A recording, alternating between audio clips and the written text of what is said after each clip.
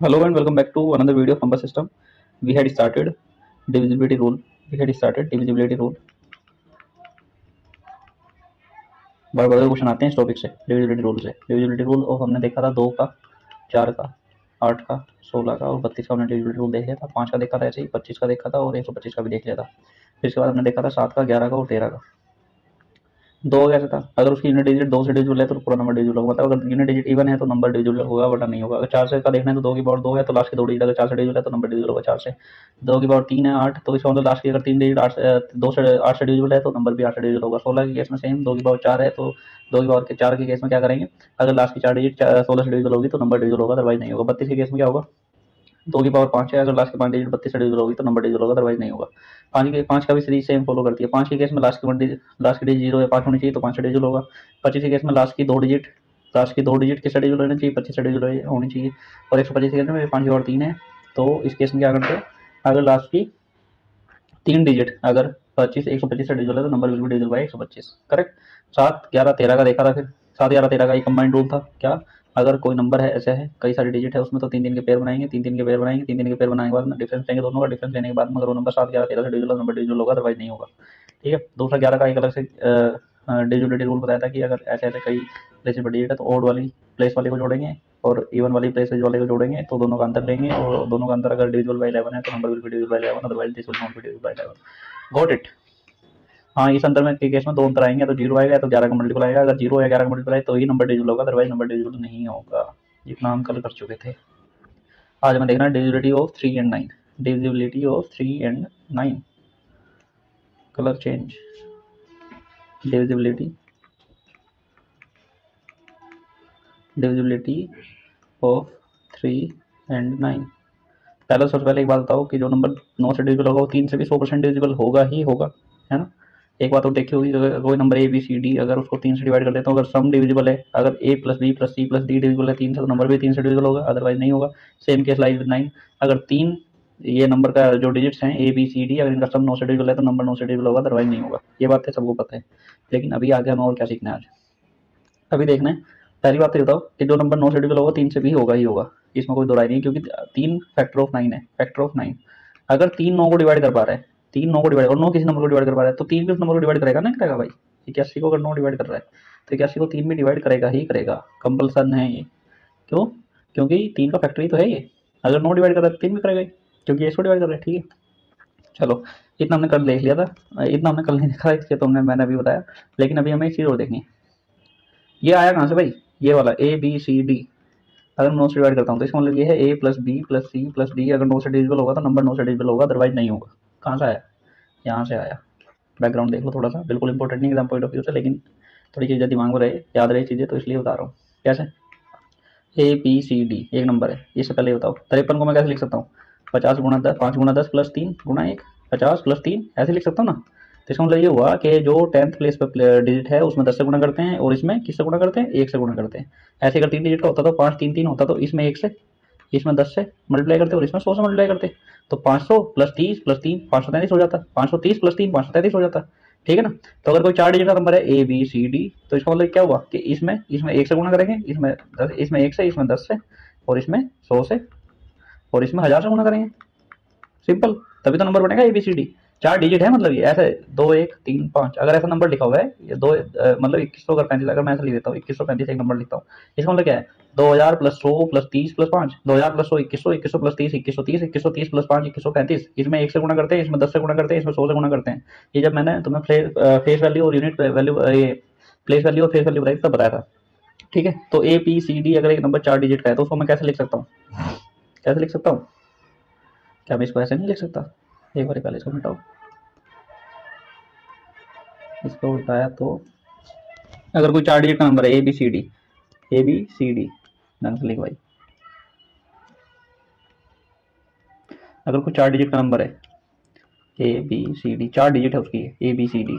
ठीक है, इसका मतलब ये हुआ कि इसका मतलब है ए गुणा 100, ए गुणा 1000 प्लस बी गुणा 100 प्लस प्लस सी गुणा प्लस प्लस सी गुणा 10 प्लस डी गुणा 1, इसका मतलब ये हुआ, है ना। इसमें तो कोई दिक्कत है नहीं। तो इसमें क्या लिख सकता हूँ, 1000 ए 100 बी 10 सी और डी, डायरेक्ट लिख दो इसको, 1000 A plus 100 B plus 10C plus D, ठीक है। 1000A को मैं कैसे लिख सकता हूँ, 1000A को मैं ऐसे लिख सकता हूँ भाई, 1000A को लिख सकता हूँ मैं 999A प्लस A, है ना, 999A प्लस A 1000A हो जाएगा। इसको मैं कैसे लिख सकता हूँ, इसको मैं ऐसे लिख सकता हूँ 99B plus B, 99B plus B, है ना, तभी तो 100 भी हो जाएगा। 10C को मैं कैसे लिखता हूँ, इसको लिख सकता हूँ मैं 9C प्लस C, और ये D तो है ही D, ठीक है। तो फिर इसको मैं जो 9, ये 9 से डिविजिबल है, ये भी 9 से डिविजिबल है, 9 से डिविजिबल है, तो इनको सबको मैं एक तरफ ले लूँगा। कैसे कैसे 999A plus 99B plus 9C plus, ये बच गया ना, क्या बच गया, ये बच गया, ए बच गया, बी बच गया, सी बच गया और डी बच गया, है ना। बाकी तो सब लिख दिया, ये तीनों लिख दिए। तो plus A plus B plus C plus D divided by 9 से चेक करनी है इसकी डिविजिबिलिटी, तो 9 से डिवाइड करेंगे। अब देखो अगर कहीं लिखा होगा A plus B divided by X, इसका मतलब क्या होगा, A by X plus B by X, दोनों को अलग अलग डिवाइड करना होता है ना, ये बता दिया बहुत बारी। तो 999 ए को इसके साथ में डिवाइड अलग करेंगे, इसको इसके साथ में डिवाइड अलग करेंगे, इसको इसके साथ में डिवाइड अलग करेंगे, फिर इसको इसके साथ में, फिर इसको इसके साथ में, फिर इसको इसके साथ में, फिर इसको इसके साथ में। इतनी बात में कोई दिक्कत नहीं है, ठीक है। तो इसका मतलब ये देखो ये वाले तीनों नंबर डिविजिबल है 9 से, है ना, तो बस इसी की डिविजिबिलिटी चेक करनी है कि ये नंबर डिविजिबल है या नहीं है। तो ये पूरा का पूरा नंबर जो ए बी सी डी था, इसको हटाए ना जरा, ये जो पूरा नंबर था A B C D divided by 9, ये चेक हो जाएगा कि अगर ये A plus B plus C plus D 9 से डिविजिबल है तो नंबर डिविजिबल होगा, अदरवाइज नहीं होगा, क्योंकि बीच में अगर प्लस का साइन है, बीच में अगर ये प्लस का साइन दिख रहा है ना, तो ये इधर तो बता रहा है कि ये वाला नंबर तो पूरी तरीके से 9 से डिविजिबल है, ये वाला का पता नहीं, ये वाला डिजिट पर डिपेंड करेगा।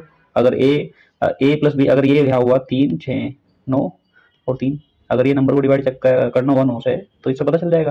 देखो 6 3 9 9 18 और 3 21, 21 9 से डिविजिबल नहीं है। लेकिन अगर यहाँ पे ये हो जाता 9 9 हो जाता तो क्या हो जाता, ये नंबर डिविजिबल हो जाता 9 से, क्योंकि A plus B 3 plus 6 plus 9 plus 9, 9 plus 9 9 ये 27 आ जाता, 27 डिवाइड बाई 9 आ जाता, तो रिमाइंडर 0 आ जाता। डिविजिबिलिटी का मतलब क्या है, रिमाइंडर अगर 0 है तो नंबर पूरी तरीके से डिविजिबल है, अगर रिमाइंडर 0 नहीं है तो डिविजिबल नहीं है, इसमें कोई दिक्कत नहीं है। चलो फिर अगली बात कर लेते हैं। इतनी बात समझ आ गई कि ये कहाँ से चेक, ये आया कहाँ से, ये वाला कि नंबर के यूनिट्स के, ये नंबर की यूनिट्स चेक कर लो, अगर भी डिविजिबल है तो नंबर डिविजिबल है, अदरवाइज नहीं होगा। चलो फिर इतना समझ आ गया, तो फिर मुद्दे की बात पर आ जाते हैं। एक दो बातें मुझे बता दो कैसे 5069 क्या डिविजिबल है 9 से या नहीं है, देख लेते हैं। 7 5 12 6 18 9 27, 27 तो 9 से कटता है, 27 9 से कटता है तो काटो फिर, ये तो पूरा नंबर डिविजिबल हो जाएगा 9 से, remainder would come out to be 0, correct. Next thing कर लेते हैं, दूसरी बात करते हैं। एक और बता दो 705104, 7 और 1 8, 5 13 और 1 14 और 4 18, 18 तो 9 से कटता है, तो ये नंबर भी 9 से कटेगा, ये नंबर भी 9 से पूरी तरीके से डिविजिबल होगा। अगली बात और बता दो, अगर बहुत बड़ा नंबर आ जाए 3 5 6 4 6 8 7 92, अगर ये नंबर आ जाए तो 5 3 8 6 14 4 18 और 6 18 6 24 और 8 24 और 8 32 और 7 39 और 9 39 और 9 हो जाएगा 48 और 2 50, ये तो डिविजिबल नहीं है 9 से, नहीं है, तो फिर ये नंबर भी डिविजिबल नहीं होगा 9 से। रिमाइंडर क्या बचेगा, जो इसको डिवाइड करके बचेगा वही 5 रिमाइंडर बचेगा। 9 5 45 5 बचा ना, बैक करो।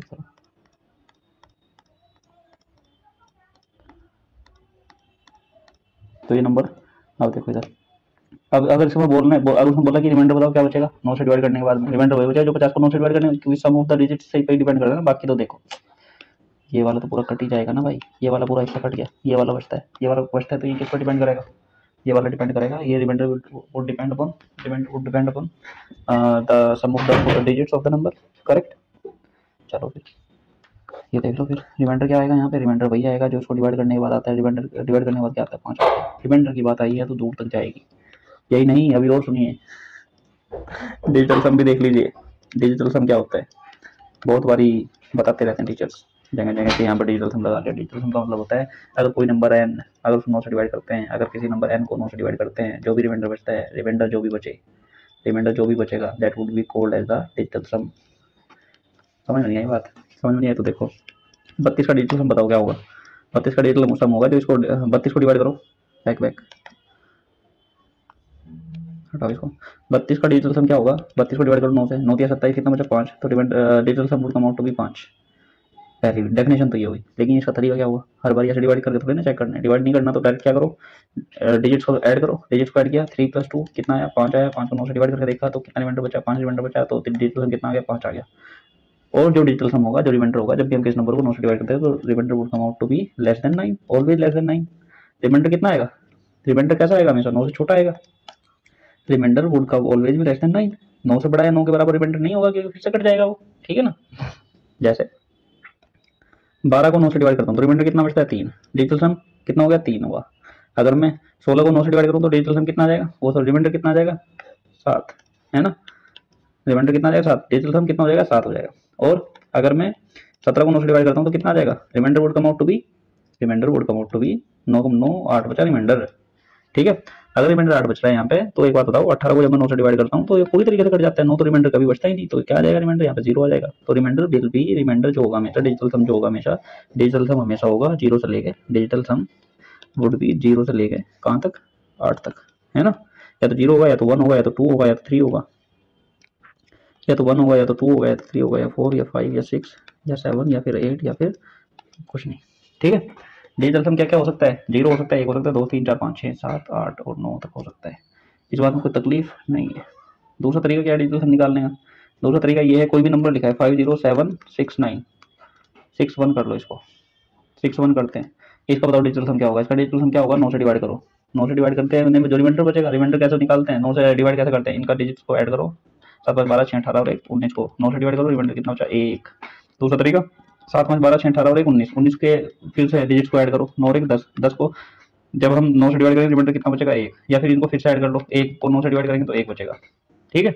इसमें कोई दिक्कत नहीं, इसमें कोई दिक्कत नहीं है। तो फिर कुछ बातें बताओ। 54 को अगर मैं if I divide 54 divided by 9, या फिर मैं डायरेक्टली बोल दूंगा 54 का डिजिटल सम बताओ क्या होगा, डिजिटल सम हो जाएगा 54 का 5 + 4 9 आ जाएगा। 9 को जब 9 से डिवाइड करते हैं तो रिमाइंडर तो 0 बचता है, रिमाइंडर 0 बचता है तो digital sum would come out to be 0, ये डिजिटल सम हो जाएगा, है ना। या फिर 9 कहूँ या 0 कहूँ एक ही बात है, ठीक है। तो फिर 72 का भी ऐसा ही आ जाएगा।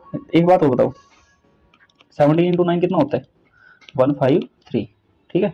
17 का डिजिटल सम 7 और 1 8, है ना। 8 को 9 से डिवाइड करेंगे तो रिमाइंडर कितना बचेगा 8 बचेगा, तो 7 और 1 8 हो जाएगा डिजिटल सम। 9 का डिजिटल सम 9, 9 और 8 का डिजिटल सम कितना हो जाएगा 7 9 8 72, 7 और 2 9, डिजिटल सम कितना आएगा 9 आएगा। किसी भी नंबर को 9 से गुणा करेंगे तो उसका डिजिटल सम कितना हो जाएगा 9 हो जाएगा, क्योंकि 9 तो पूरी तरीके से डिजिटल हो जाएगा, रिमाइंडर 0 बचेगा। तो या तो 9 कहूँ या तो 0 कहूँ, एक ही बात है डिजिटल सम में। तो इधर जो आएगा ना, जो इनका रिजल्टेंट होगा, resultant would always contain the digital sum 9 और 0, 5 में 6 और 3 9, 9 है ना इसका डिजिटल सम। 9 को 9 से डिवाइड करेंगे तो रिमाइंडर 0, तो या फिर 9 कहूँ या तो 0 कहूँ, डिजिटल सम या तो 0 होगा या तो 9 होगा, कोई दिक्कत इसमें नहीं। चलो फिर ऐसे यूज करते हैं हम इसको। एक बात और बताओ, अगर मैं बोलता हूँ 0.14 इंटू 0.017 का डिजिटल सम बताओ कितना होगा। मल्टीप्लाई की केस में, मल्टीप्लाई में भी चेक करना है। दूसरी बात यह है कि पहले बता दो यार, अगर मैं कह रहा हूँ कहीं 14 × 3 3 छोड़ 4 कर 14 चौका, ठीक है। 14 × 4 का डिजिटल सम निकालना है, या 14 × 14 ही कर लेना भाई। 14 × 14 का डिजिटल सम बताने कितना होगा, तो इधर से निकालो 5 डिजिटल सम, इधर से निकालो 5 डिजिटल सम, मल्टीप्लाई करो 25 25 का डिजिटल सम 7, तो डिजिटल सम कितना आ जाएगा 7। या फिर ऐसे निकालो 14 × 14 196 का डिजिटल सम, 9 और 10 बचे 16, 16 को जोड़ करेंगे तो 7 विल बी द डिजिटल सम, ठीक है ना। तो भैया इनका डिजिटल सम अगर निकालना है तो इनकी मल्टीप्लाई करो 17 चौका 68, है ना। 17 हम 17 और 6 23, कितने पॉइंट्स के बाद, कितने डिजिट के बाद पॉइंट है, 3 के बाद यहाँ है, 2 के बाद यहाँ है, तो 5 के बाद लग जाएगा 1 2 3 4 5, यहाँ लग जाएगा पॉइंट 0 पॉइंट, ये पॉइंट है, ये पॉइंट है 0.00238। तो इसका डिजिटल सम तीनों तो 5 और 8 13, 13 को जब मैं 9 से डिवाइड करता हूँ तो या तो फिर डायरेक्टली देख लो 3 और 1 4, 4 को जब 9 से डिवाइड करूँगा तो 4 आएगा, रिमाइंडर 4 आएगा, तो वही डिजिटल सम हो जाएगा, तो 4 डिजिटल सम हो जाएगा। इधर देखो 4 और 1 5, 7 और 1 8, 8 पंजे 40, 40 का डिजिटल सम 4, है ना। तो बराबर आ रहा है ना, पॉइंट पर डिपेंड ही नहीं करता डिजिटल सम, ये पॉइंट था इस बात का, ठीक है। अगर कहीं इक्वेशन लिखी हुई है, एक इक्वेशन इधर इज इक्वल्स टू समथिंग इधर, this is called LHS right hand side, this is called RHS right hand side, ठीक है।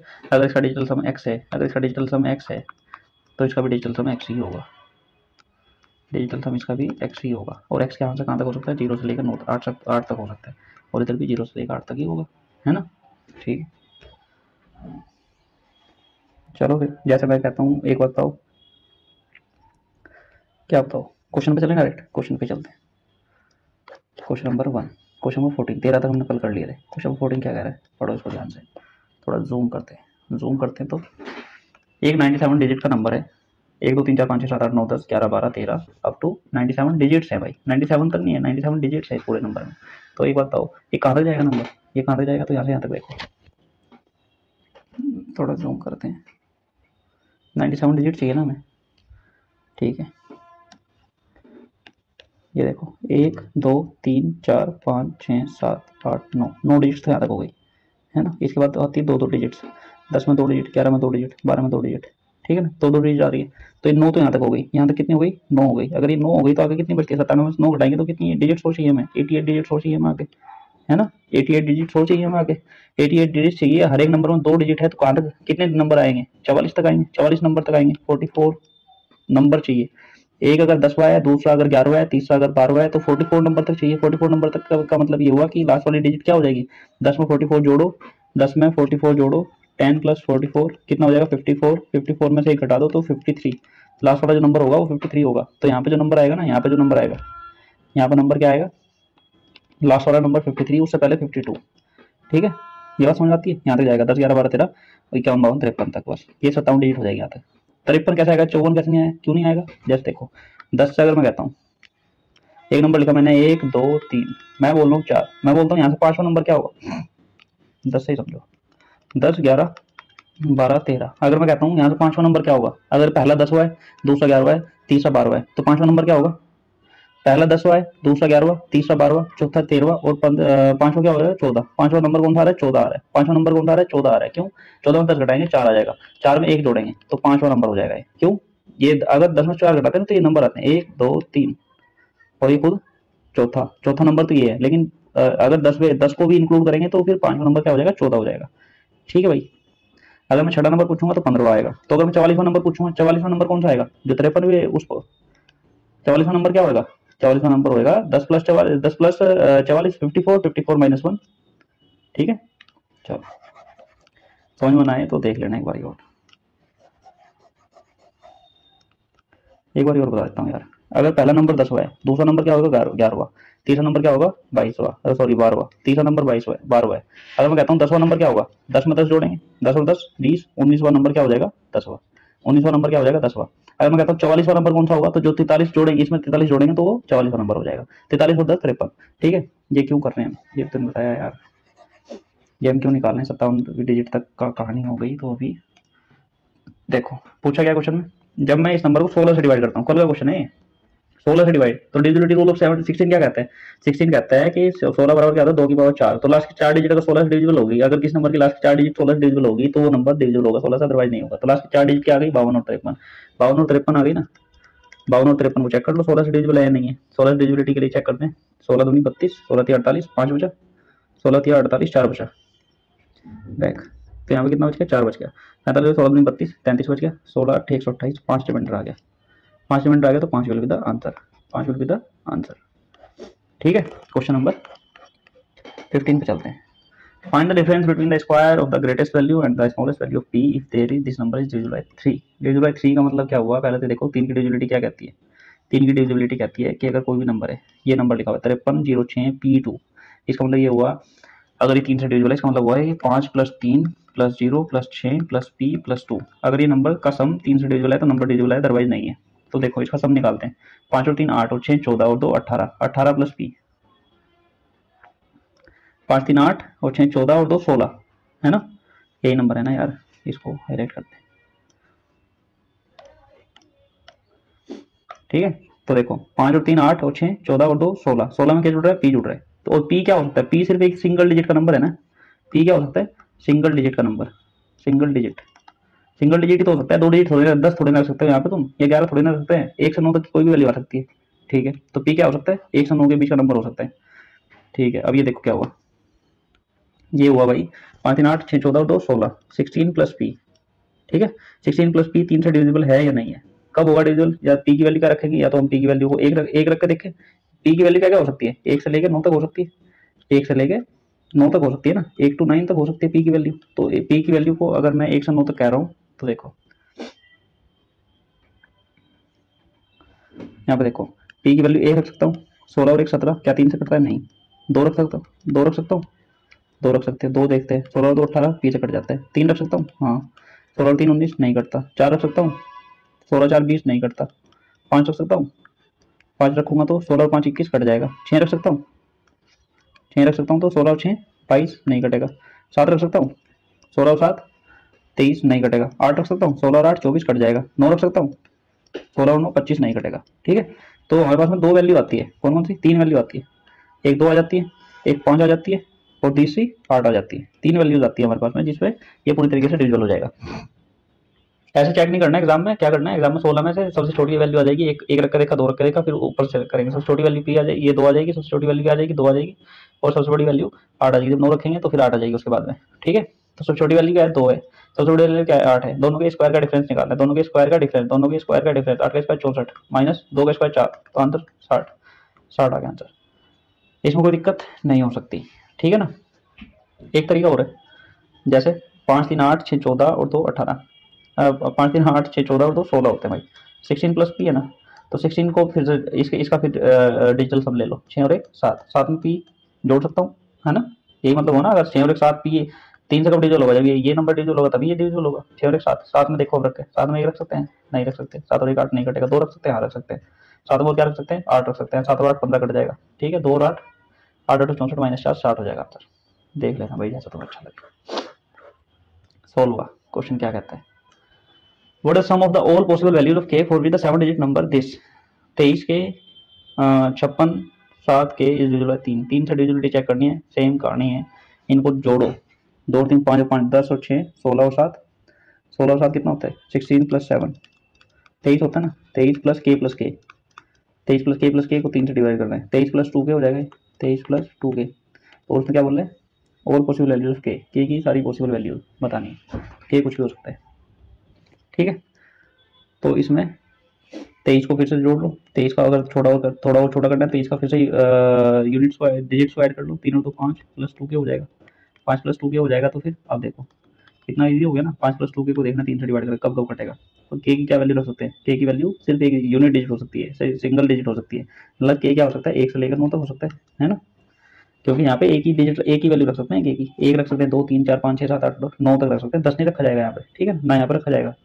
ठीक है, तो यहाँ पे क्या हो जाएगा, के की वैल्यू एक रखते हैं तो 5 और 2 7 नहीं कटता, 2 रखते हैं तो 5 और 4 नहीं कट जाएगा, 2 रखने पर कट जाएगा, 5 और 9 कट जाएगा, है ना, 3 रखते हैं तो 3 दूनी 6 और 5 11 नहीं कटता, 4 रख के देखते हैं, सही 4 दूनी 8 और 5, 4 दूनी 8 और 5 13 नहीं कटेगा, 5 दूनी 10 और 5 15 कट जाएगा, 5 पर कट रहा है ना, 6 पे 6 दूनी 12 और 5 17 नहीं कटेगा, 6 पे नहीं कटेगा, 7 पर कट सकता है क्या, 7 दूनी 14 और 5 19 नहीं कटेगा, 8 दूनी 16 और 5 21 कट जाएगा, 8 पर कट जाएगा, और 9 पे 9 दूनी 18 और 5 23 नहीं कटेगा, 9 पे भी नहीं कट रहा। तो कितनी वैल्यूज आ गई इसकी, इसकी वैल्यूज आती है हमारे पास में, एक तो 2 आ जाती है ना, एक 5 आ जाती है, एक 8 आ जाती है, कितनी वैल्यूज आ गई, उसने पूछा how many possible values of के इज देयर, और पॉसिबल वैल्यूज ऑफ के, और पॉसिबल वैल्यूज ऑफ के पूछा उसने, और पॉसिबल वैल्यूज ऑफ के कितनी हो जाएगी 3। ठीक है ना। Question number 17, Ram gives the 6 digit number इतना, क्या नंबर, ये भाई टू चेक द डिविजिबिलिटी, एक सेकंड रुकना यार, एक नंबर है भाई ये वाला, इसको इसकी डिविजिबिलिटी चेक करने के लिए बोला उसने, उसने बोला कि ये नंबर जो है ना, this is always divisible by 57।